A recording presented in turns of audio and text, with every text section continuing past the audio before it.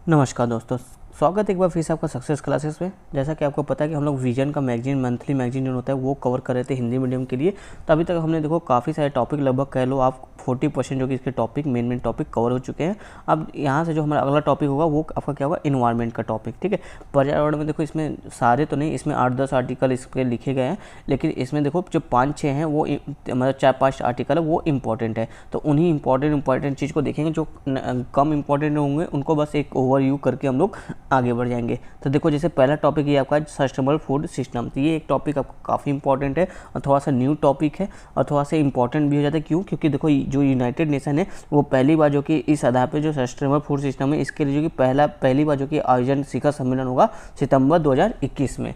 तो इसलिए जो कि आपका जो कि काफ़ी इंपॉर्टेंट टॉपिक हो जाता है यूपीएससी एग्जाम के नज़र से। तो यहाँ पे देखो संधारणीय खाद्य प्रणाली या फिर सस्टेनेबल फूड सिस्टम क्या है, पहले हम इसको समझेंगे ताकि हमको टॉपिक क्लियर है। उसके बाद जो कि इसमें जो चीज़ें दी गई है वो हम यहाँ पे देखेंगे। तो देखो यहाँ पे आपको थोड़ा सा ये ऊपर नीचे है, तो मैं उसको थोड़ा सा आपको बेटर करके समझाने की कोशिश करता हूँ, थोड़ा क्रम में करके। ठीक है, देखो यहाँ पे कहा जा रहा है आपका जो संधारणीय खाद्य प्रणाली या फिर सस्टेनेबल फूड सिस्टम है, यह ऐसी खाद्य प्रणाली होती है जो वर्तमान आबादी के लिए खाद्य सुरक्षा और पोषण को इस प्रकार से सुनिश्चित करती है जिससे भावी पीढ़ियों के लिए भी खाद्य सुरक्षा और पोषण सुनिश्चित करने वाले आर्थिक, सामाजिक और पर्यावरणीय आधार पर्याप्त हो।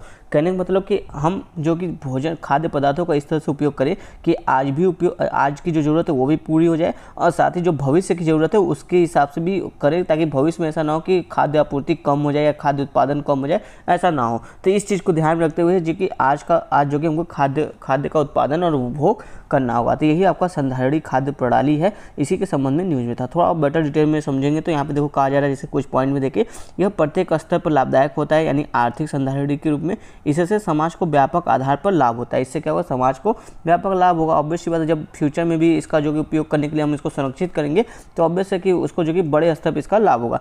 फिर देखो कहा जा रहा है इसका पर्यावरण पर सकारात्मक या तटस्थ प्रभाव होता है, यानी पर्यावरणीय संधारणीयता भी इसमें है, इसमें सामाजिक संधारणीयता भी है, इसमें आर्थिक संधारणीयता भी है। यानी जो इन्वायरमेंट है उस पर जो कि इसका सकारात्मक प्रभाव पड़ता है। कैसे, वो अभी हम यहाँ पे इसको देखेंगे। फिर देखो कहा जाए इसमें भावी पीढ़ियाँ, यानी जो हमारी भविष्य की पीढ़ियाँ हैं उनकी आवश्यकताओं के प्रति समझौता नहीं किया जाता है, मतलब उनकी ज़रूरतों को भी, उनकी आवश्यकताओं को भी इस पर सुनिश्चित किया जाता है। तो यही आपका रहा संधारणीय खाद्य प्रणाली। अब देखो इसमें क्या क्या चीज़ें आ सकती हैं संधारणीय खाद्य प्रणाली में। देखो यहाँ पर कहा जा रहा है कि खाद्य प्रणाली में देखो कृषि, वानिकी, मत्स्य पालन से उत्पन्न होने वाले खाद्य उत्पादों का उत्पादन, एकत्रीकरण, प्रसंस्करण, वितरण, खपत और निस्तारण में संलग्न सभी अभिकर्ता की श्रृंखला, मतलब ये सारी प्रोसेस जो प्रक्रिया है आपका कृषि, वानिकी, मत्स्य पालन करना, खाद्य उत्पादों को उत्पादन करना, उनका एकत्रीकरण करना, उनको प्रसंस्कृत करना यानी प्रोसेस करना, फिर डिस्ट्रीब्यूट करना, उनका निस्तारण करना, प्रबंधन करना, ये सब जो पूरी चेन एक है, ये पूरी चेन इसके अंतर्गत आती है। उनकी परस्पर मूल्यवर्धित तथा आगे जो उनको जो उसमें जो कि मूल्य उनका, जैसे कर लो जैसे आप आटा से ब्रेड बना रहे हो तो इसमें क्या हो रहा है, वैल्यू एडिशन हो रहा है। तो वही बोला जा रहा है कि जो इसमें जो वैल्यू एडिशन की गतिविधियां हैं वो सभी चीज़ें इसमें शामिल होती हैं। अब देखो ये कहा जा रहा है कि उसके बाद इसमें आर्थिक, सामाजिक और प्राकृतिक परिवेश भी शामिल होते हैं, क्योंकि उपयुक्त सभी गतिविधियां इन्हीं के अंतर्गत निहित होती है। तो यहाँ पर हमने समझा ठीक से अच्छे से कि संधारणीय खाद्य प्रणाली क्या है और इसके अंतर्गत क्या क्या काम होता है। अब देखो यहाँ पे बोला जा रहा है कि इसके इम्पैक्ट क्या हो सकते हैं। Impact of sustainable food system, इसके इम्पैक्ट से हमको समझ में आएगा इसका इंपॉर्टेंट क्या है। देखो यहाँ पे कहा जा रहा है, देखो इसका 3 पार्ट में बांट दिया है। इकोनॉमिक इम्पैक्ट क्या है, सोशल इम्पैक्ट क्या है और इन्वायरमेंट इम्पैक्ट क्या है। तो देखो बोला जाए जो इकोनॉमिक इम्पैक्ट है, देखो जब इस तरह की व्यवस्था होगी एक कि भविष्य की पीढ़ी के हिसाब से हम जो कि अनाज उत्पादन करके इस तरह से उत्पादन करके जो, ताकि मिट्टी की जो उर्वरा है वो बरकरार रहे और पानी की कमी जो होती है फसलों के लिए वो ना हो पाए। तो जब हम इन सब चीज़ को ध्यान रखेंगे तो देखो इसका इकोनॉमिक इम्पैक्ट क्या होगा। इससे देखो उत्पादन जो कि अच्छे स्तर पे होगा, जिससे हमें प्रॉफिट बढ़ेगी, जॉब्स और इनकम भी होगा। क्यों? क्योंकि ऐसे फसलों के लिए R&D भी होगा और ऐसे फसलों के नवाचार भी आगे आएगा, ऐसे किस्मों को लाने के लिए, उर्वरक को लाने के लिए, ताकि जिसका प्रयोग हम जो कि संधारणीय यानी सतत यानी सस्टेनेबल रूप में कर सके। तो इसके लिए देखो जॉब्स, इनकम भी जो कि शुरू हो जाएगी और साथ ही जो गवर्नमेंट का टैक्स रेवेन्यू कलेक्शन है, फूड सप्लाई अगर अच्छा हो जाता है तो ये भी हो सकता है। तो ये कुछ हमने इसका इकोनॉमिक इम्पैक्ट देखा, जिससे देखो इंक्लूसिव ग्रोथ भी हो सकता है। अब देखो यहाँ पे सोशल इम्पैक्ट का रहा है। सोशल इम्पैक्ट में बताया जा रहा है कि इसमें देखो जो इसमें देखो जो जेंडर है यानी जो महिलाएं हैं, पुरुष और महिलाएं जो हैं, यानी इसमें जो महिलाओं की भागीदारी भी सुनिश्चित हो जाएगी, यानी उनको जो कि आर्थिक अवसर प्राप्त होगा और जो युवा हैं वो भी जो कि यहाँ पे जुड़ सकेंगे इसके R&D में और नए नए तरह से फसलों की खेती करने में, और एक जो आधुनिक कृषि होती है उस तरफ जो कि युवा जो कि इससे जुड़कर कृषि को एक अच्छा क्षेत्र की ओर ले जा सकते हैं।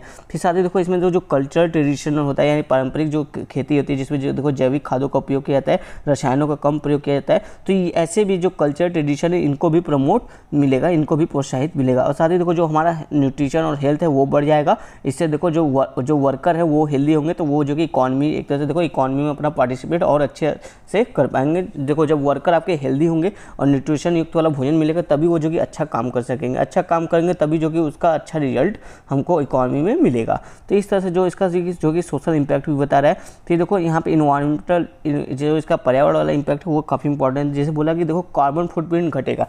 कैसे कार्बन फुटप्रिंट घटेगा? मान लो अगर हम देखो हमको सस्टेनेबल फूड सप्लाई करना है, सस्टेनेबल फूड की ग्रोथ करनी है, तो हम क्या करेंगे, किसी एक फसल पे को ही ज़्यादा ग्रोथ नहीं करेंगे, हम जो कि मल्टी फसल को जी ग्रोथ करेंगे कि जैसे सीजन चेंज होता रहेगा हम बार बार फसलों को बदलते रहेंगे। अब ऐसा नहीं कि केवल राइस का ही जो कि बहुत सारा जो कि खेती कर रहे हैं। जैसे आप देखो पंजाब में आपको देखने को मिलता है कि राइस की खेती बहुत ज़बरदस्त होती है, ठीक है। तो ऐसा नहीं कि हम बस राइस की खेती करें। अगर राइस की खेती करेंगे तो उससे क्या होता है आपको पता होगा, मीथेन गैस रिलीज होता है जो आपका ग्रीन हाउस गैस एक तरह से है। तो ये जो आपको देखो कार्बन फुटप्रिंट पे इंक्रीज कर रहा है। तो केवल राइस की खेती को हम नहीं करेंगे, हम बल्कि जो कि अपनी जो खेती है उसको डाइवर्स करेंगे। क्यों? क्योंकि हमको सस्टेनेबल खेती करना है। तो इससे क्या होगा, जो आपका कार्बन फुटप्रिंट है वो खत्म होगा, वो कम होगा, और जो वाटर फुटप्रिंट है यानी कि पानी की जो अधिक मात्रा में लागत होती है वो भी कम होगा। जैसे देखो अगर राइस की आप लगातार खेती करोगे तो आपको पानी अधिक चाहिए।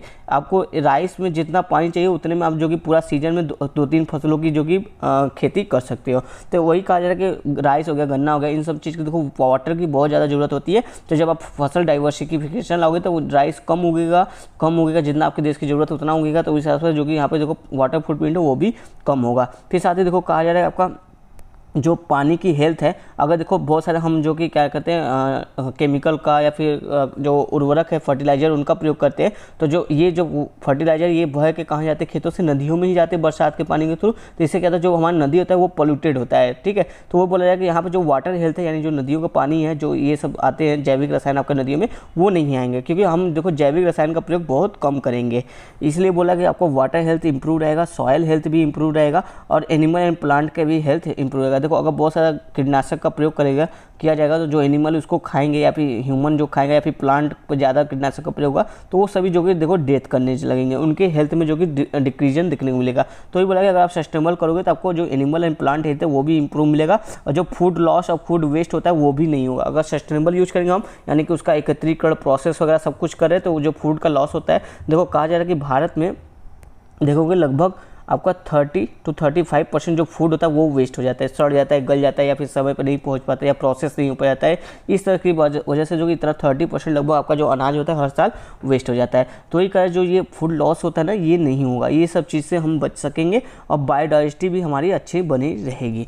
तो ये इसके कुछ इम्पैक्ट, इसके फ़ायदे हैं, इसलिए ये इंपॉर्टेंट हो जाता है। हमने इसको बहुत अच्छे से देखा, इकोनॉमिक क्या इम्पैक्ट है, सोशल इम्पैक्ट क्या है, और इन्वायरमेंट इम्पैक्ट क्या है। अब देखो अपने टॉपिक पर आते हैं। ये बोला जा रहा है कि इसको हम किस तरह से प्राप्त करेंगे, मतलब इसको जो आपका सस्टेनेबल फूड समिट जो होगा इसमें मतलब हम सस्टेनेबल फूड कैसे प्राप्त करेंगे। देखो उसको लिए बोला जा रहा है कि देखो हम इसको जो कि 5 स्टेप में प्राप्त करेंगे। 5 स्टेप में मतलब 5 एक्शन लेंगे। कौन कौन से? देखो बोला जा रहा है कि सभी के लिए सुरक्षित और पौष्टिक भोजन सुनिश्चित करेंगे। सबसे पहला काम करेंगे सभी के लिए जो कि सुरक्षित, यानी कि इतना भोजन हो हाँ कि जिससे सबका पेट भर सके। ऐसा ना हो कि कोई हमारी जनता जो कि भूख से मर जाए, ऐसा ना हो, ठीक है। जैसे आपको उड़ीसा में एक न्यूज़ आया था कि एक व्यक्ति एक बच्चा था जो कि भूख से ही मर गया। तो इस पर वहाँ की गवर्नमेंट की काफ़ी जो कि निंदा की गई थी कि आप ऐसे कैसे कर रहे कि आपके स्टेट में जो कि कोई भूख से भी मर सकता है, वो भी आज के समय में। तो इस वजह से बोला जा रहा है कि सभी के लिए जो कि सुरक्षित और पौष्टिक भोजन पहले सुनिश्चित करेंगे।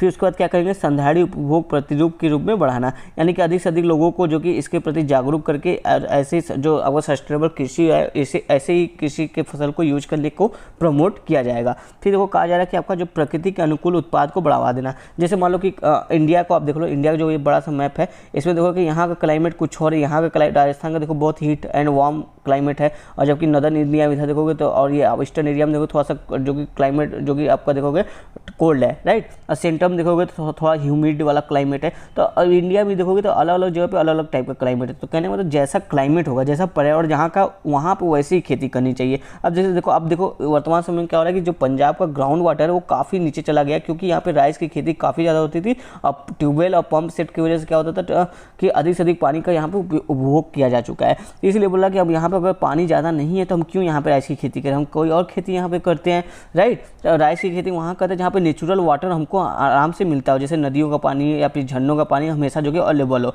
वहाँ पे करना चाहिए। तो वही बोला है कि आपका प्रकृति के अनुकूल उत्पादन को बढ़ावा देकर जो कि हम सस्टेनेबल फूड सिक्योरिटी को प्राप्त कर सकते हैं। साथ ही बोला जा रहा है कि उन्नत न्याय संगत आजीविका को बढ़ावा देना। मतलब देखो यहाँ पे बोला जाए कि जो आपकी आजीविका इनकम है लोगों की, ठीक है, उनको जो कि एक अच्छा जैसा खेती उनके द्वारा किया जा रहा है, उनके फसलों को सही तरीके से डिस्ट्रीब्यूट करना, एकत्रित करना, प्रोसेस करना, ये सब चीज़ें करके और सही समय पे मार्केट में पहुँचाना, ये सब करके क्या कर सकते हैं, उनके साथ जो उनके फसल उसको उचित दाम दिला सकते हैं। तो ये सब चीज़ें भी हमको प्रयास करना चाहिए। साथ ही इससे क्या होगा, देखो जो फसल का वेस्ट होता है ना वो नहीं होगा, तो इससे देखो आपका फूड सिक्योरिटी ही इंश्योर होगी, राइट। फिर देखो बोला कि नेक्स्ट स्टेप में हम क्या करेंगे, जो आघात, तनाव और सुविधता के प्रति लचीलापन का निर्माण करना। जैसे मान लो कि हो सकता है अगर आप इंडिया का ही पूरा बात करो तो हो सकता है किसी स्टेट में किसी टाइम अकाल आ जाए, बाढ़ आ जाए, यहाँ पे फसल की जो कि किल्लत पड़ जाए, मान लो खाद्यान्न की किल्लत पड़ जाए, अनाज वगैरह ना हो, बाढ़ आ गया, अकाल आ गया, सूखा पड़ गया, कुछ भी हो गया, राइट। तो ऐसा हम अपना सिस्टम बनाएंगे लचीलापन की, अगर किसी एक स्टेट में भी दिक्कत हो रही तो हमारा स्टॉक इस तरह पे रहेगा कि यहाँ से यहाँ पे फसल तुरंत डिस्ट्रीब्यूट हो जाए, इस स्टेट में जो कि फसल की जो कि दिक्कत वगैरह उतनी ना हो। तो जाके अगर मान लो कहीं भी एक जगह तनाव या संघर्ष की स्थिति आती है तो वहाँ पे जो कि ये जो फसल की खाद्यान्न की सुरक्षा उसको हम सुनिश्चित कर सकते हैं। ये 5 स्टेप में बताया जा रहा है कि किस तरह से जो कि हम आपका सस्टेनेबल फूड जो कि इंश्योर करेंगे। तो हमने यहाँ तक अच्छे से देख लिया, समझ लिया कि सस्टेनेबल फूड क्या है, इसके क्या इम्पैक्ट हो सकते हैं और इसको कैसे इंप्लीमेंट किया जाएगा। और यूएन द्वारा सितंबर 2021 में इसकी पहली बार जो कि सबमिट की जा रही है। अब देखो यहाँ पे कहा जा रहा है कुछ और जो कि अंतर्राष्ट्रीय प्रयास किए गए आपका सस्टेनेबल फूड सिक्योरिटी के लिए। फूड देखिए जैसे आपका देखो बोला जाएगा जो खाद्य और कृषि संगठन है यानी FAO है आपका, ये जो कि UNEP के साथ मिल के FAO और UNEP मिल के जो कि FAO UNEP sustainable food system program इन्होंने लॉन्च किया है SFSP, जिसके द्वारा जो कि आपका सस्टेनेबल फूड इंश्योर किया जा रहा है। साथ ही देखो यहाँ पे बोला जा रहा है कि स्विट्जरलैंड सरकार ने इसे 2011 में आरंभ किया था। ये जो आपका स्विट्जरलैंड गवर्नमेंट के अनुरोध पे ही ये प्रोग्राम जो कि शुरू किया गया था। देखो इसका उद्देश्य क्या था कि संसाधनों के उपयोग की दक्षता के सुधार हेतु किए जाने वाले प्रयासों का नेतृत्व करना। मतलब जो संसाधन है उसका जो कि अच्छे से उपयोग हो सके, उसका पूर्ण दक्षता का प्रयोग हो सके, ऐसा ना कि उस पर बहुत ज़्यादा दबाव भी बनाया जाए, ये भी ध्यान रखा जाए, राइट। फिर इसके बाद देखो बोला जा रहा है कि यहाँ पे कि उत्पादन से लेकर उपभोग तक खाद्य प्रणालियों के द्वारा होने वाले प्रदूषण की तीव्रता को कम करना। इस तरह से जो कि हम सस्टेनेबल फूड सिक्योरिटी जो कि अपना सकते हैं। फिर उसके बाद बोला जा रहा है आपका खाद्य और पोषण सुरक्षा से संबंधित समस्याओं का समाधान करना। मतलब जैसे कि सिंचाई से संबंधित अगर कोई समस्या है तो उसका समाधान करें हम लोग, कीटनाशक की समस्या है, फसल उत्पादन कम हो रही है, तो इन सब जो भी समस्याएं या फिर उसका डिस्ट्रीब्यूशन कलेक्शन जो भी है, इन सब का जो कि हम समाधान करके जो कि सस्टेनेबल फूड सिक्योरिटी अपना सकते हैं। फिर देखो बोला जाएगा खाद्य और भूमि उपयोग गठबंधन, एक गठबंधन आपका बना है, कोलेशन बना है, जिसको फोलू कहते हैं इन शॉर्ट। आप भी हो सकता है कल को आपका प्रीलिम्स एग्जाम आ सकता है फोलू इज रिलेटेड टू, तो आप कन्फ्यूज जाओगे यार ये तो हमने कभी सुना ही नहीं था, पढ़ा ही नहीं था। तो जो आपका फोलू क्या है, खाद्य और भूमि उपयोग गठबंधन है। अब देखो ये जो एक गठबंधन बना है यह वैश्विक खाद्य भूमि उपयोग प्रणालियों के रूपांतरित करने के लिए 30 से अधिक संस्थानों से मिलकर एक स्वशासी गठबंधन है। यानी किसके लिए है, आपका जो खाद्य और भूमि उपयोग प्रणाली उसको बेहतर करने के लिए, बेहतर रेगुलेट करने के लिए, उसका बेहतर उपयोग करने के लिए। इसकी स्थापना देखो UN महासभा द्वारा 2017 में की गई थी। तो ये भी आपका प्रीलिम्स के हिसाब से फैक्ट जो कि इंपॉर्टेंट हो जाता है, और अगर आप मेंस में ऐसी चीज़ें जो कि इनपुट करते हो तो आपको अच्छे नंबर मिलने के चांसेस बढ़ जाते हैं। तो ये हमने कुछ अंतर्राष्ट्रीय प्रयास समझ लिए। अब देखो भारत के हिसाब से बोला जा रहा है कि भारत में ऐसे सस्टेनेबल जो फूड सिक्योरिटी है उसके समक्ष क्या चुनौतियां अभी वर्तमान में है।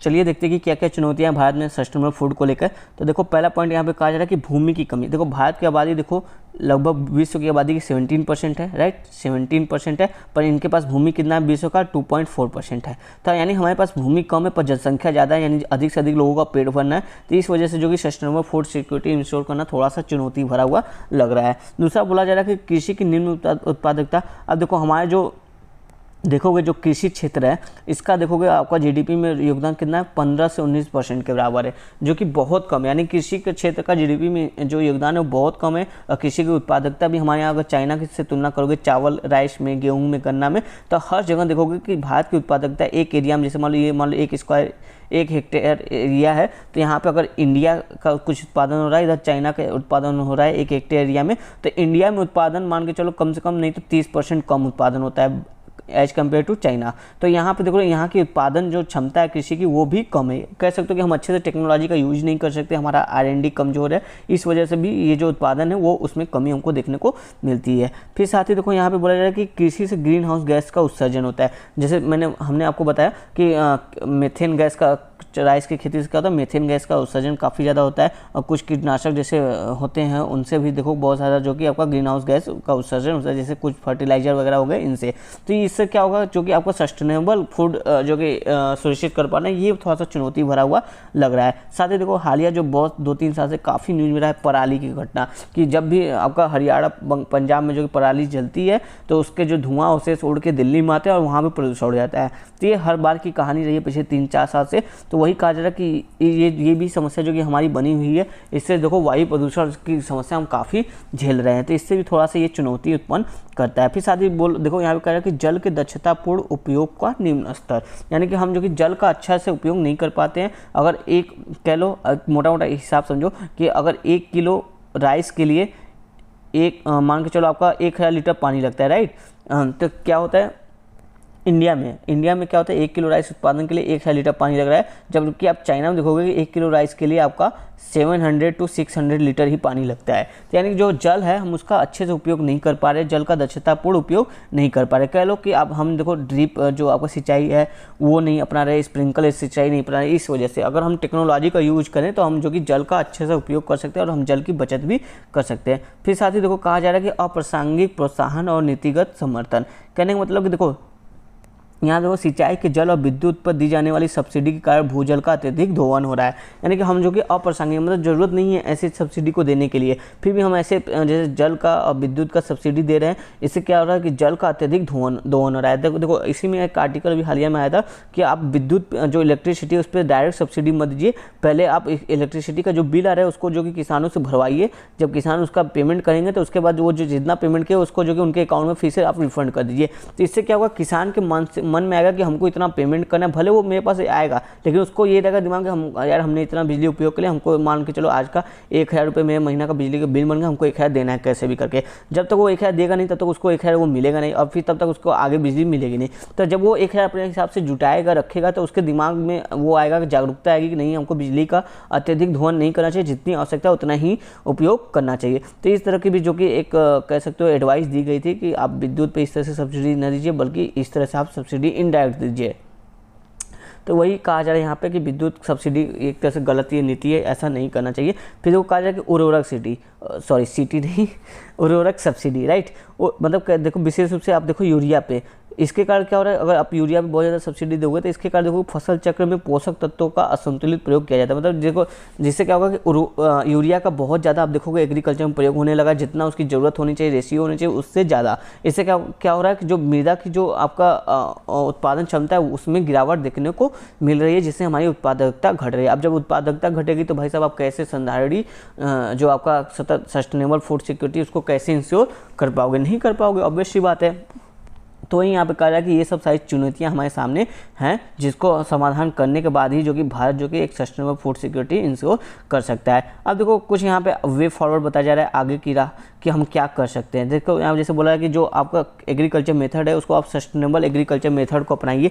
जैसे बोला जा रहा है कि यहाँ पे हमें ऐसी फसल प्रबंधन प्रणाली को बढ़ावा देना चाहिए जो जैविक खाद, जैव उर्वरक और जैव कीटनाशकों का उपयोग तथा कृषि रसायनों का विवेकपूर्ण उपयोग करता है। ऐसा ना हो सिर्फ जैविक खाद हो, कृषि रसायन का भी प्रयोग करे पर उसका मतलब वैज्ञानिक विधि से प्रयोग करें, विवेकपूर्ण करें। ऐसा नहीं कि एक किलो रसायन की जरूरत है आप 4 किलो इसमें छिड़क दे रहे हो, तो ऐसा नहीं होना चाहिए। तो इस हिसाब से बताया जा रहा है आपको कि ये काम हम कर सकते हैं अपने फूड सिक्योरिटी को इंश्योर करने के लिए और जो हमारा जो प्रोडक्शन है उसको इम्प्रूव करने के लिए। साथ ही बोला जा रहा है कि देखो भूमि उपयोग संबंधी नीतिगत उपायों का प्रभावी क्रियान्वयन करना है। जो भूमि उपयोग है, जैसे बोला जा रहा है जो भूमि धारण की अधिकतम सीमा है, काश्तकारी है आदि के विषय में जो हमने कानून लॉ बनाया है उसको फिर से एक बार रिव्यू करने की जरूरत है, उसको समीक्षा करने की जरूरत है, एक बार उस पर फिर से विचार विमर्श करके इसको इसमें और सुधार लाने की जरूरत है ताकि जो भूमि का वितरण है वो सही तरीके से हो सके। फिर देखो यहाँ पे कहा जा रहा है आपका कि सिंचाई की आधुनिक पद्धतियों को अपनाना, जैसे स्प्रिंकल, छिड़काव, ड्रिप, टपक सिंचाई जैसी जो कि देखो जो सिंचाई की पद्धति स्प्रिंकल और ड्रिप मेथड, इन सब चीज़ का प्रयोग करके जो कि जल का कुशल उपयोग हम सुनिश्चित कर सकते हैं और टेक्नोलॉजी को बढ़ावा देकर कृषि के सतही जल के उपयोग की दक्षता में भी वृद्धि कर सकते हैं। फिर देखो कहा जा रहा है कि फसल का विविधीकरण, यानी जो आपका फसल होगा उसमें जो कि डाइवर्सिफिकेशन लगाना, केवल एक ही फसल को हमको नहीं उपयोग करना है, बार बार फसल को चेंज करते रहना चाहिए। इससे क्या होगा जो मिट्टी है आपकी उसकी उर्वरा क्षमता काफ़ी बढ़ जाती है, काफ़ी अच्छी होती है और उसमें जो कि उत्पादन भी बढ़ जाता है। फिर देखो कह रहा है कि टेक्नोलॉजी को अपनाना, जैसे बोला कि टर्बो हैप्पी सीडर का प्रयोग करना पराली को जड़ से उखाड़ने के लिए, और ये जब पराली को उखाड़ता है तो उसी टाइम जो कि नए सीड को भी इम्प्लीमेंट मतलब मृदा में डाल देता है, मिट्टी में डाल देता है ताकि वो जो नए सीड की बुआई होती है वो भी इसके साथ साथ चलती है। तो ऐसे चीज़ों का हैप्पी सीडर जैसे मशीनों का प्रयोग करना चाहिए। और साथ ही बोला जाए देखो आपका R&D करना चाहिए, हमको इनोवेशन इस पर करना चाहिए, इस पर जो कि थोड़ा सा एग्रीकल्चर R&D पे हमको पैसा लगाना चाहिए, जो कि भारत देखोगे अगर चाइना के कंपेयर में, अमेरिका के कंपेयर में, इन सब और आपका जो जर्मनी जो वेस्टर्न कंट्री है उनके कंपेयर में देखोगे तो इंडिया जो कि बहुत कम अपने GDP का जो कि आपका एग्रीकल्चर पे खर्च करता है। तो इस वजह से जो कि आप देखो एग्रीकल्चर में इनोवेशन नहीं आ पा रही है, जिससे वजह हमारा सस्टेनेबल फूड जो है वो इंश्योर नहीं हो रहा है। साथ ही बोला जाए कि उपभोक्ता का व्यवहार, जैसे बोला जाए देखो यहाँ पे क्या कर रहा है कि फसल विविधीकरण को सफल बनाने के लिए स्वास्थ्यवर्धक और विविध प्रकार के आहारों को भारतीय उपभोक्ता की आहार सूची में शामिल करने और उसे बढ़ावा देने की आवश्यकता है। मैंने कहने का मतलब कि ऐसा नहीं कि केवल भारतीय जो जनता है केवल दाल चावल हर दिन खाते रहे और सब फसलों को भूल जाए। हमें जो कि अपने आहार में एक संतुलित भोजन लेना चाहिए। इसके लिए देखो विभिन्न फसलों, विभिन्न जो खाद्यान्न है उनका उपयोग करना चाहिए, केवल दाल चावल पर ही आश्रित नहीं रहना चाहिए। कभी दाल चावल, कभी मक्के की रोटी खाओ, कभी जरूरी नहीं हमेशा गेहूं की रोटी खाओ, मक्के की आटा की रोटी भी खाओ। क्या है कि इससे देखो आपका जो पोषक तत्व वो भी संतुलित होगा, वो भी अच्छे से पोषक, आपको सबका पोषक मिलेगा और साथ ही जो हमारा एग्रीकल्चर है वो भी जो कि सस्टेनेबल हो सकेगा। फिर देखो कहा जा रहा है कोविड-19 के बाद स्वास्थ्यवर्धक खाद्य पदार्थों का उपभोग करने की सकारात्मक प्रवृत्ति और अधिक वृद्धि होने की आवश्यकता है। देखो जब से कोविड-19 आया है, जब से सबको डर आ गया कि अब हम लोग मर जाएंगे, कुछ हो नहीं पाएगा हम लोग का, तो सब लोग जो कि हेल्थ को और जो हाइजीन है उसको काफ़ी सीरियस लेने लगे हैं और काफ़ी अच्छे ये इम्प्रूवमेंट देखने को मिल रही है कि हमारा जो हेल्थ सिस्टम है भले वो मतलब सरकारी स्तर पर उतने अच्छे से ना हो, लेकिन जो लोगों के अंदर जागरूकता आई है हेल्थ को लेकर वो काफ़ी सकारात्मक पॉइंट यहाँ पे देखने को मिल रही है। तो वही बोला जाए कि अब देखो कोविड-19 के समय में देखो बहुत लोग जो कि संतुलित भोजन लेने की कोशिश कर रहे हैं, विभिन्न तरह के खाद्यान्न खा रहे हैं, तो जो कि काफ़ी अच्छा उनके व्यवहार में ये परिवर्तन देखने को मिला है। चलो कोविड-19 का कुछ तो फायदा हुआ। तो यहीं पे ये आपका टॉपिक खत्म होता है। काफ़ी अच्छा से यहाँ पे वैक्सीन में कवर किया गया था आपका ये सस्टेनेबल फूड सिक्योरिटी, और काफ़ी इंपॉर्टेंट है आपके मेंस के एग्जाम से भी संबंधित ये टॉपिक। चलो देखते हैं अपना अगला टॉपिक।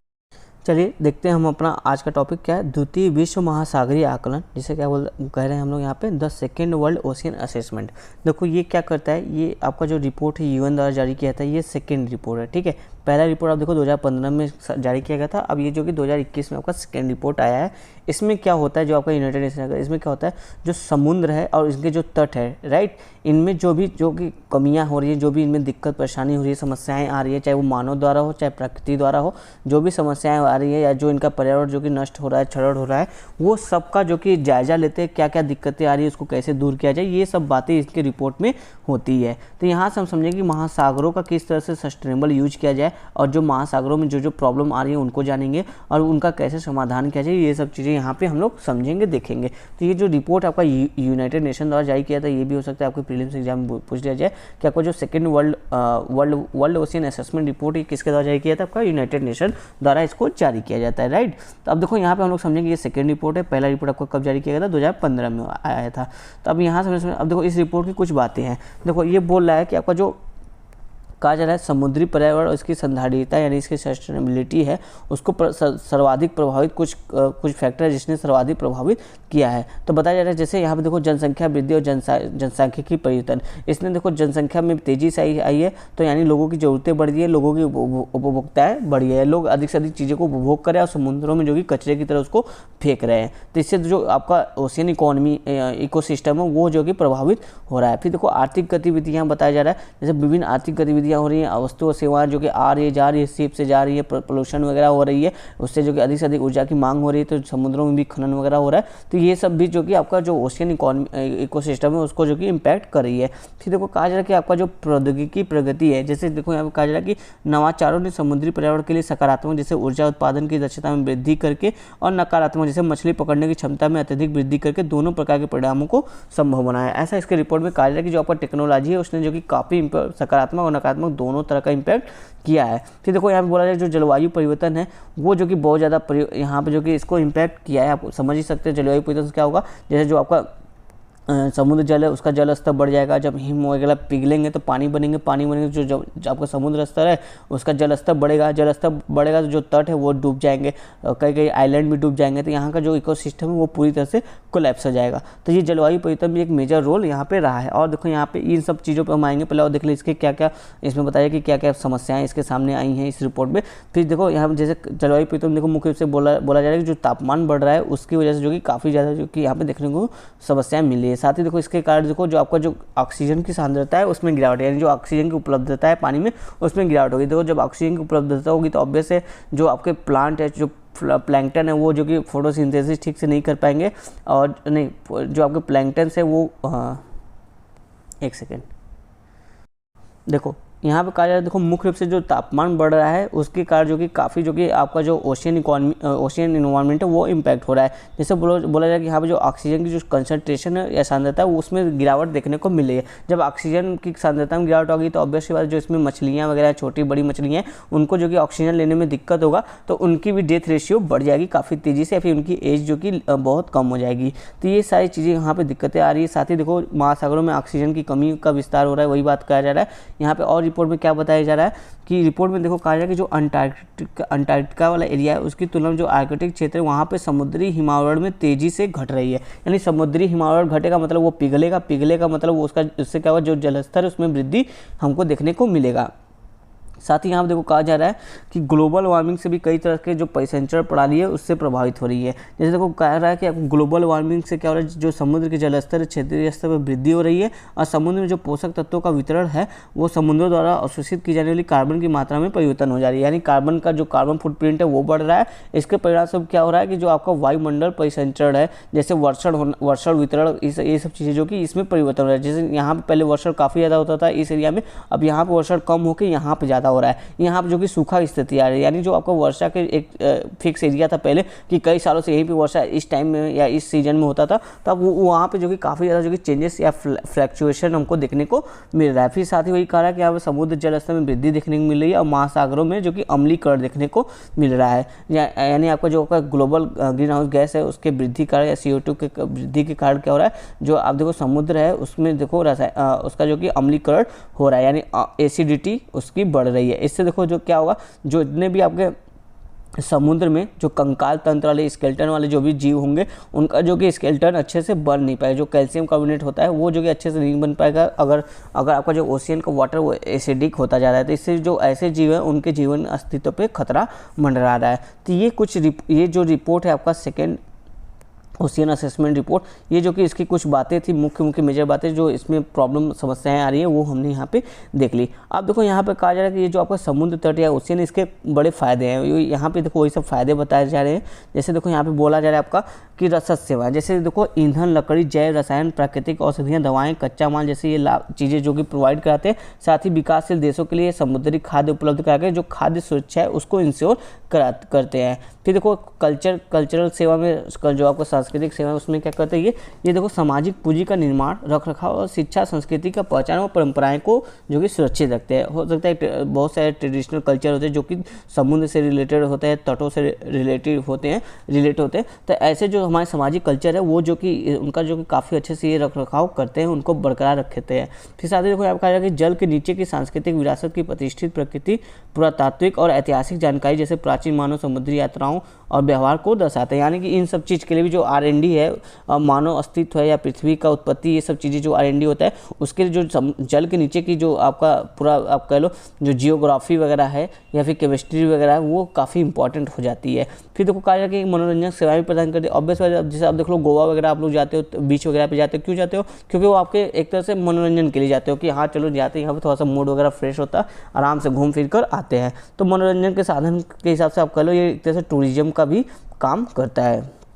फिर देखो और इसके विनिमय सेवाएं हैं, जैसे ये बोला जा रहा है कि यहाँ पे यह देखो कार्बन को फिक्स करता है, यानी कार्बन को एब्जॉर्ब करता है, और ऑक्सीजन को यानी एक शुद्ध हवा को जो कि रिलीज करता है। तटों पे देखो बहुत सारे वन वगैरह होते हैं, पौधे होते हैं, पेड़ पौधे होते हैं, वो क्या करते हैं कार्बन स्टोरेज का काम करते हैं। फिर देखो साथ ही यहाँ पे बोला जाएगा कि जलवायु परिवर्तन समन और विनियमन को सक्षम बनाता है, यानी वही बात कहा जा रहा है, वही कार्बन एब्जॉर्ब करना, जलवायु परिवर्तन को थोड़ा सा रोकना। फिर बोला जा रहा है कि कीटों और रोगों को दूर रखने में भी मदद करते हैं। साथ ही बोला जाए कि जो तटीय अपरदन यानी जो तटों का क्षरण हो रहा है, कटाव हो रहा है, ये उसको रोकते हैं तथा तट रेखा स्थायीकरण में महत्वपूर्ण भूमिका निभाते हैं। आपका जो समुद्री या तटीय इकोसिस्टम है वो, राइट। तो यहाँ पे हमने इसकी काफ़ी जो सर्विस वगैरह है, तटों की इंपॉर्टेंस है वो है यहाँ पे हमने देखा। अब देखो यहाँ पे कुछ और यहाँ पे इसकी सहायक सेवाएं बताई जा रही है, जैसे ये देखो शुद्ध प्राथमिक उत्पादकता को बनाए रखता है इकोसिस्टम का। यहाँ पे देखो कि बहुत सारे तटों पे ऐसे जीव होते हैं जो भी प्रोडक्शन वगैरह होता है नेचुरली वो यहाँ पे तटों पे देखने को मिलता है, जिसपे जो कि बहुत से जीव जो कि आश्रित होते हैं।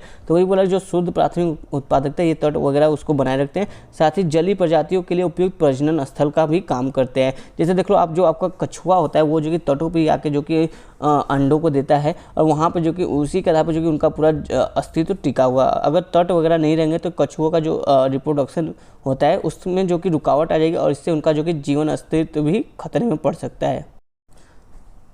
साथ ही देखो ये बोला कि प्रदूषक और शोषक के रूप में काम करते हैं, यानी जो आपका इन्वायरमेंट पोल्यूशन वगैरह हुआ रहता है तो ये क्या करते हैं उसको एब्जॉर्ब भी कर लेते हैं, यानी उसका शुद्धिकरण भी करते हैं। साथ ही देखो पोषक तत्वों के भंडारण और पुनर्चक्रण को सक्षम बनाते हैं तथा जल पुनर्चक्रण का भी समर्थन करते हैं।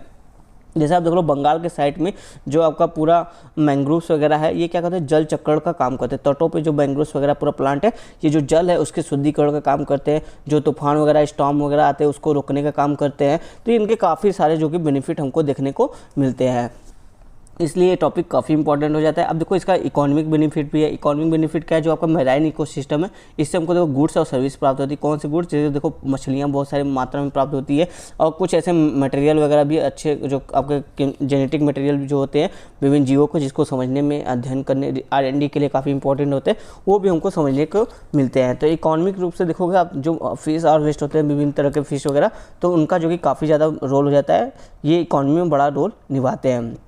साथ ही देखो कुछ सर्विस की बात करें, जैसे आपका टूरिज्म हो गया, और जो आपका तटों का क्षरण है उसको कंट्रोल करते हैं, जो स्टॉर्म तूफान वगैरह आते हैं उससे प्रोटेक्शन करते हैं, पोल्यूशन को कंट्रोल करते हैं, राइट। और हैबिटेट जो जैसे ऐसे जीवों का हैबिटेट जो कि तटीय एरिया है उनको वैसे जो कि हैबिटेट भी प्रोवाइड करते हैं। साथ ही देखो इसका कल्चरल बेनिफिट भी होता है, कोई बहुत से रिचुअल्स वगैरह तटों पे होते हैं, रिलीजियस हेरिटेज और इसके अन्य बेनिफिट वैल्यू भी, इसके बहुत सारे बेनिफिट हमको देखने को मिलते हैं। तो ये हर तरह से जो कि आपका लाभदायी है।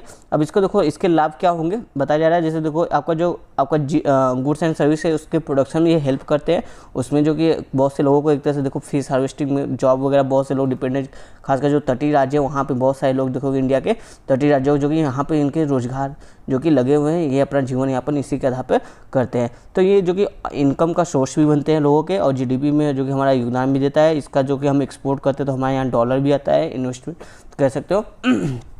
और साथ ही देखो ये ह्यूमन वेलबींग है, यानी अगर आप तटों पे जाते हो तो एक तरह से जैसे यहाँ पे बोला गया था कि मनोरंजन का साधन है, और यहाँ पे देखो आपको अगर आपका फूड सिक्योरिटी इंश्योर रहा है तो आपके हेल्थ को भी ये इंप्रूव कर रहा है। तो एक तरह से देखो काफ़ी इसका बेनिफिट हमको देखने को मिलता है। फिर साथ ही यहाँ पे आगे देखते हैं हम लोग, तो ये सब कुछ इसके इकोनॉमिक बेनिफिट भी हमने यहाँ पे देखा जो देखने को मिलते हैं। अब देखो यहाँ पे बोला जा रहा है, ये सब पॉइंट हमने देख लिया था, वही रिपोर्ट की बात यहाँ पर है। ये अब देखो यहाँ पे जो बोला जा रहा है कि महासागर जो इकोसिस्टम है वहाँ पे जो जिस तरह के दबाव पड़े, कौन कौन से दबाव है, देखो मैक्सिमम इसमें जो रिपोर्ट की बातें यहाँ पे कही जा रही है, जिसको एक बार डिटेल से बताया जाए कि जो जलवायु परिवर्तन से संबंधित दबाव है, जो ह्यूमन के एक्टिविटी से दबाव है, कुछ अन्य दबाव है। तो यहाँ पे एक फटाफट सरसरी निगाह से देख लेते हैं, हमारा रिविजन ही हो जाएगा, थोड़ा और कुछ टॉपिक भी क्लियर हो जाएंगे। जैसे देखो जलवायु और वायुमंडल परिवर्तन से कौन से दबाव आ रहे हैं महासागरों पे, तो कहा जाए कि महासागर का जो ऊपरी सतह वो गर्म हो जा रहा है। ऊपरी सतह गर्म होगा तो वाष्पीकरण तेजी से होगा, जिससे देखो जो आपका वाटर है उसका जो कह लो आपका जो लवणता है वो बढ़ जाएगा। मतलब उसमें जो पानी अगर तेज़ी से इवेपोरेट होगा तो वाटर की लवणता जो है वो बढ़ जाएगी। इससे क्या होगा, जो बहुत से जीव होते हैं जो अत्यधिक लवण पानी में नहीं रह पाते तो उनका इकोसिस्टम जो कि प्रभावित होने लगेगा। फिर साथ ही बोला जाए, देखो समुद्र का अम्लीकरण हो रहा है, विऑक्सीकरण, यानी समुद्र में ऑक्सीजन की कमी हो रही है काफ़ी तेज़ी से। और बोला जाए कि अकार्बनिक पोषक तत्वों की उपलब्धता में कमी भी हो रही है। साथ ही देखो जल अस्थिरीकरण का ऊर्ध्वाधर पृथक्करण में वृद्धि हो रहा है। कहने का मतलब जो जल ऐसे विभिन्न टापू में है वो जो कि डूबते जा रहे हैं। इससे देखो जो जल की उपलब्धता है जगह जगह पे वो जो कि उसकी कमी भी देखने को मिल रही है। फिर देखो यहाँ पे बोला जाएगा समुद्री हीट वेव काफ़ी ज़्यादा जो कि आपको देखने को मिलेगा इंडिया में भी, इवन पूरे वर्ल्ड लेवल पे आपको हीट वेव काफ़ी देखने को मिला है। और साइक्लोन वगैरह की तो क्या कहने, हमेशा जो कि पहले जो कि 1-2 आते थे, अब तो देखो 2-4 हर कभी ईस्टर्न तट पे, कभी जो है पश्चिमी तट पे देखने को मिल ही रहे हैं। फिर तो यहाँ कहा जाए कि समुद्री जो जल स्तर है उसमें वृद्धि हो रही है, जिससे आपका जो आइलैंड वगैरह है वो जो कि डूब रहे हैं। अब देखो यहाँ पे मानव जनित दबाव की बात करें कि ह्यूमन के द्वारा कैसे दबाव आ रहा है। जैसे देखो जो ह्यूमन है वो मछली को पकड़ने के लिए क्या है, जाल वगैरह फेंक रहे हैं, तो उससे जो कि अन्य जो समुद्री जाति है वो भी जो कि इसमें फंस जा रही है। साथ ही देखो जैसे यहाँ पे कहा जा रहा है कि जो हमने लक्षित उत्पादन है वो जो कि अत्यधिक उत्पादन कार्य जो कि समुद्रों पे दबाव पड़ा है, क्योंकि जो समुद्रों पे हम लोग काफ़ी कचरा वगैरह भी जमा देखने को मिल रहा है। आज आप खासकर देखो जो अंटार्कटिक ओशियन और पैसिफिक ओशियन, वहाँ पे एक बड़ा सा गार्बेज बन गया है, जो कि आपको कचरा का गार्बेज जो कि आपको सैटेलाइट से भी देखने को मिलता है। फिर देखो समुद्री प्रदूषण वही बात कर रहा है। तटीय विकास जैसी गतिविधियों के कारण पर्यावरण की हानि और उसमें परिवर्तन। आजकल देखो तटों पर जो कि इंडस्ट्री वगैरह लग रही है, बिल्डिंग वगैरह बनी, जो इससे क्या जो तटीय इकोसिस्टम वो जो कि काफ़ी तेज़ी से उसका क्षरण हो रहा है, उसमें गिरावट आ रही है।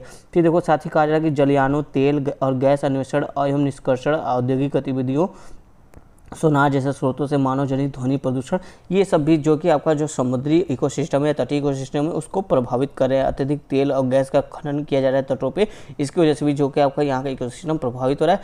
साथ ही कहा जा रहा है कि जहाज़ों के टकराने व अन्य दुर्घटनाओं से तेल का फैलाव, तेल का रिसाव, जिसके कारण काफ़ी सारी मछलियाँ वगैरह जो कि जीव वगैरह मर जाते हैं, ऐसी भी घटनाएँ आपको बार बार देखने को मिलेंगी। अन्य दबाव में देखो आक्रामक प्रजातियाँ, कुछ ऐसे जो फॉरेन विदेशी प्रजातियाँ थी समुद्र के जरिए जो कि तैरते रहते कहीं दूसरे कंट्री में पहुंच जाती हैं, तो वहाँ के इकोनॉमी एग्रीकल्चर को काफ़ी प्रभावित करती हैं।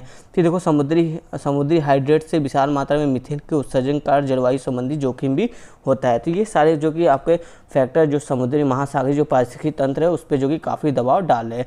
अब देखो यहाँ पे जो कि सुझाव दिया जाता है कि क्या क्या हम कर सकते हैं जिससे जो कि महासागर का जो कि सस्टेनेबल यूज हम कर सकते हैं। सुझाव में देखो पहला पॉइंट बोला कि महासागरीय संसाधनों का समग्र प्रबंधन, यानी जितने भी महासागर में रिसोर्सेज वगैरह है, जो भी संसाधन हमको मिलते हैं, उनका एक अच्छे से प्रबंधन होना चाहिए, मैनेजमेंट होना चाहिए, और वहाँ के एरिया के अनुकूल जो कि पर्यावरण के अनुकूल उसका प्रयोग होना चाहिए। साथ ही देखो कहा जाए कि बहुविषयक अवलोकन प्रणालियों का एकीकरण, कहने का मतलब यहाँ पे भौतिकी और जैव रासायनिक पर्यावरण में महत्वपूर्ण परिवर्तनों का कुशलतापूर्वक जो कि निगरानी करना, मतलब जो भी तटीय एरिया में या समुद्रों में परिवर्तन हो रहा है उसका जो कि ध्यान से निगरानी करना, एक व्यवस्थित जो कि डेटा रखना, और साथ ही इसका जो कि एनवायरनमेंट और जो सोसाइटी है उस पर क्या प्रभाव पड़ेगा इसकी भी निगरानी बारीकी से रखना। इस आधार पर जो कि हमको एक अवलोकन प्रणाली को एकीकृत अवलोकन प्रणाली को विकसित करना चाहिए। फिर साथ ही देखो कहा जाए कि समुद्री क्षेत्रों का कुशल प्रबंधन हो और वहाँ पे बेहतर शासन हो, ऐसा ना हो कि पर्यावरण का यहाँ पे इकोसिस्टम जो कि अत्यधिक दोहन किया जा सके। फिर साथ ही देखो बोला जाए कि समुद्र में निस्तारित प्रदूषकों की मात्रा में कमी होना चाहिए। यहाँ पे जो जैसे समुद्र में देखो बहुत सारे गार्बेज वगैरह आपके जम जा रहे हैं, आ जा रहे हैं, तो उनका जो कि शुद्धिकरण होना चाहिए और ऐसे गार्बेज पे रोक टोक होना चाहिए। साथ ही आप देखो क्षेत्रीय और अंतर्राष्ट्रीय सहयोग और अंतर्राष्ट्रीय संधि विधि को बेहतर कार्यान्वयन, मतलब कि हम लोग जो कि एक साथ जुट कर ही इन सब प्रॉब्लम का सोल्यूशन कर सकते हैं, अकेले नहीं हो सकता। तो जैसे आपका अनक्लॉज जो एक लॉ था समुद्रों से संबंधित, UNCLOS right, United Nation Convention on the Law of the, Sea इन सब ये जो कन्वेंशन है इसको जो कि बेहतर तरीके से लागू करना। साथ ही बोला जा रहा है कि पारितंत्र के यानी पर्यावरण के अनुकूल दृष्टिकोण को अपनाना। जैसे बोला जाए कि सतत विकास के लिए एजेंडा 2030 के कार्यान्वयन के लिए सतत विकास लक्ष्यों को निर्धारित वैश्विक प्राथमिकताओं को और उद्देश्यों को एकीकृत समुच्चय को प्राप्त करने हेतु परितंत्र अनुकूलन दृष्टिकोण पर आधारित प्रबंधन, यानी जो हमारा आप कह लो मोटा कहे जो एजेंडा 2030 है उसको पूरा करने के लिए हमको जो कि परितंत्र का जो कि अनुकूलन दृष्टिकोण अपनाना होगा, तभी जो कि हम अपना एजेंडा 2030 जो है यानी SDG गोल जो है उसको प्राप्त कर सकेंगे। तो यहाँ पे ये सब बातें यहाँ पे कही जा रही है वे फॉरवर्ड में। साथ ही देखो कुछ अन्य इससे संबंधित तथ्य हैं। जैसे देखो यहाँ पर कहा जाए कि ब्लू नेचर अलायंस, जो आपका ब्लू नेचर अलायंस है वो भी इसी संबंध में काम कर रहा है। यह एक वैश्विक साझेदारी है, यह जब मुख्य देखो 5 ऑर्गेनाइजेशन का ये साझेदारी है, जिसका उद्देश्य क्या है कि जो आपका बायोडाइवर्सिटी है उसका संरक्षण करना, उसके संबंधी जो कि सकारात्मक परिणामों को प्राप्त करना और महासागरीय संरक्षित क्षेत्रों का उन्नत और उसमें वृद्धि करना है। तो ये इसके कुछ मोटा मोटा आपका ब्लू नेचर अलायंस जो है ये इससे संबंधित है, जो आपका समुद्री महासागरीय जो इन्वायरमेंट इकोसिस्टम है उसको जो कि मेंटेन करना और उसको जो कि सस्टेनेबल यूज करना। और ये देखो 5 ऑर्गेनाइजेशन वगैरह हैं जो उसके जो कि ये अलायंस है आपका ब्लू नेचर अलायंस। तो ये हमने काफ़ी अच्छे से समझा। यहाँ पे आपका जो महासागरीय सस्टेनेबल यूज है उसको काफ़ी डिटेल में समझा, देखा। यहाँ कुछ कंक्लूजन कहा जा रहा है, वही सब अच्छी बातें जो हम जो कि अच्छे से जानते समझते हैं। तो हमारा जो देखो नेक्स्ट टॉपिक होगा आपका समुद्री कचरा या मैराइन लिटर, जिसको हम जो कि कल देखेंगे अपने नेक्स्ट वीडियो में। धन्यवाद दोस्तों।